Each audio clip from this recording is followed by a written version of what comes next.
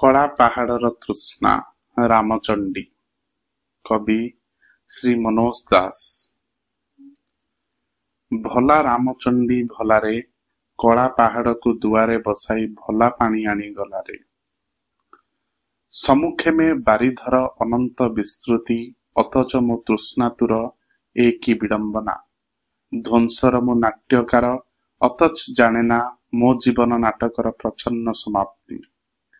ଅସହ୍ୟ ଏ କୋଣାର୍କର ଅପୂର୍ବ ସଂହତି, ଅସହ୍ୟ ତା କାରୁକଳା ଅସହ୍ୟ ଯେମିତି। ଜୀବନର ନିଃସଙ୍କୋଚ ଉଦ୍ଦାମ ଘୋଷଣା, ଅସହ୍ୟ ଶିଳ୍ପୀର ସ୍ପର୍ଦ୍ଧା ପାଷାଣେ ପାଷାଣେ ଝରାଇବା ପାଇଁ ସ୍ୱଚ୍ଛ ପ୍ରାଣର ଝରଣା। ଅସହ୍ୟ ନିହାତି ଯେମିତି ଅସହ୍ୟ ମୋର ପ୍ରିୟତମା ନବାବ କନ୍ୟାର ଶ୍ଲେଷ ଭରା ଉକ୍ତି, ତୁମେ ଧର୍ମଚ୍ୟୁତ, ମତେ ଜୟ କରି ସୁଦ୍ଧା ତୁମେ ପରାଭୂତ। ସହରେ ନଗରେ ବେଦୀ ଦ୍ୱିବେଦୀ ତ୍ରିବେଦୀ ଚତୁର୍ବେଦୀ ଘରେ ହଜିଥିବା ମୋ ଧର୍ମର କରି ଅନ୍ୱେଷଣ, ଅବସାଦେ ଅପମାନେ ମୁଁ ବିଷଣ୍ଣ ଜୀର୍ଣ୍ଣ। କାହିଁ ଗଲା ଧର୍ମ ମୋର, କି ଥିଲା ତା ରୂପ, ମୋ ସତ୍ତାର ସିଂହ ସିଏ ଅବା ସରୀସୃପ। କେତେବେଳେ ଖସିଗଲା ଅଜଣା ଅରଣ୍ୟେ, ଅବା କେଉଁ ବିଳ ମଧ୍ୟେ ଅନ୍ତରଙ୍ଗ ରଙ୍ଗ ଉପବନେ। କେତେବେଳେ ସମ୍ଭବତଃ ଏକ ଦ୍ୱିପହର ପ୍ରହରରେ, ଅନନ୍ୟା ନବାବ କନ୍ୟା ଯେତେବେଳେ ଶୀତଳ ପାନୀୟ ପରସିଲେ ଯୁଦ୍ଧକ୍ରାନ୍ତ ଏ ଯୁବକ ସେନାପତି କରେ, ଯେତେବେଳେ ତାଙ୍କ ମୁଗ୍ଧ ଢଳ ଢଳ ଆଖିର ଆକାଶେ ଉଡୁଥିଲି ବିହଙ୍ଗମ ପୁଲକିତ ଅପୂର୍ବ ଉଚ୍ଛ୍ୱାସେ। ଅବା ଯେତେବେଳେ ଅସଂଖ୍ୟ କୁସୁମ ଭଳି ତାଙ୍କ ମୃଦୁ ହସ ମତେ ଡାକ ଦେଲା ବନିଯିବା ପାଇଁ କ୍ଷଣେ ବସନ୍ତର ଉଦ୍ଦାମ ବତାସ। ହାୟ ମୋର ଧର୍ମ, କେତେବେଳେ ଖସିଗଲା ବିଦାରୀ ମୋ ଦେହ ମନ ପ୍ରାଣ ତଥା ସୈନିକର ବର୍ମ। ଅତଏ ବିଦାରୀ ମୁଁ ଅସଂଖ୍ୟ ମନ୍ଦିର, ବିଦାରୀ ଅସଂଖ୍ୟ ମୂର୍ତ୍ତି ଅପୂର୍ବ ସୁନ୍ଦର।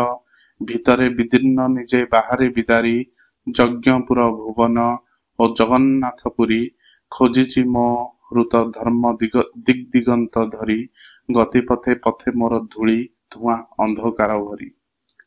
ସେ ଅନ୍ଧାର ଆବର୍ତ୍ତରୁ ପାଇବାକୁ ମୁକ୍ତି, କରିଛି ମୁଁ ତୀବ୍ରତର ମୋ ଅଶ୍ୱର ଗତି। ସେ କାଳିମା କିନ୍ତୁ ମତେ କରି କବଳିତ, ମୋ ସତ୍ତାର ଗହନକୁ ଅବିଳମ୍ବେ କରି ସଂକ୍ରମିତ। ମୋ ଚେତନା ବିବେକକୁ ଶିଳା ଭଳି କରିଛି ଅସଡ଼ା, ପରିଣତି ମୁଁ କଳା ପାହାଡ଼।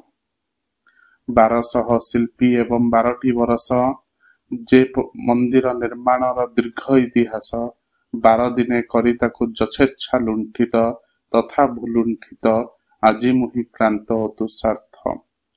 ଅଦୂରରେ ଶୁଭୁଛି ମୋର ଜୟଧ୍ୱନି ପ୍ରବଳ କୁହାଟ, ଏକତା ମଧୁର ଆଜି ବିଭତ୍ସ ବିକଟ। କିଏ ତୁମେ ଏତେବେଳେ ଦେଲ ପ୍ରତିଶ୍ରୁତି, ମୋ ତୃଷ୍ଣାର ସତେ ହେବ ଅତି।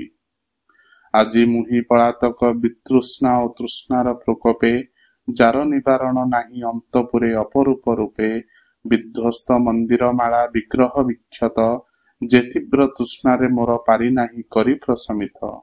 ସେ ତୃଷ୍ଣାର ଅବସାନ ଆଶା ଏ ନିର୍ଜନ ମନ୍ଦିର ପ୍ରାକାରେ, କାହୁଁ ମତେ ମିଳିଲା ସହସା।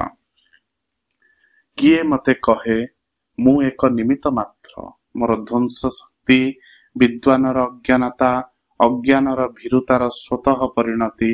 ଅନିବାର୍ଯ୍ୟ ଏକ ଅଭିବ୍ୟକ୍ତି, ସାମୂହିକ ତାମସର ଅଭିଶପ୍ତ କୁଢ଼ ମୁଁ କଳା ପାହାଡ଼। ଏବଂ ତତ୍ ସହିତ ସେ ତାମସ ବିରୁଦ୍ଧରେ ମୁଁ ବି ଏକ ଝଡ଼, ମୁଁ କଳା ପାହାଡ଼।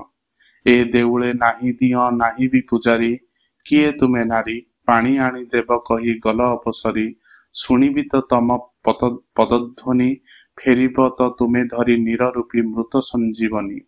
ଏ ତୃଷ୍ଣା ଭୀଷଣ, ଏ ତୃଷ୍ଣାର ଆହାକାରେ ଅଟ୍ଟହାସ୍ୟ କରେ ପୁଣି ସାଗର ସଫେଣ। ଚତୁର୍ଦିଗେ ବାଲିରାଶି ଉତ୍ତପ୍ତ ପ୍ରଖର, କାହିଁ କେତେ ଦୂରେ ଏକ ଶୀତଳ ନିର୍ଝର। ସ୍ୱପ୍ନ ଦେଖେ ତାର ସେ ଅଜଣା ନାରୀ, ମାତା କେବେ ଦେବ ଆଣି, ପ୍ରତୀକ୍ଷା ମୋର ଶେଷ କରି କେତେ ବିନ୍ଦୁ ପାଣି।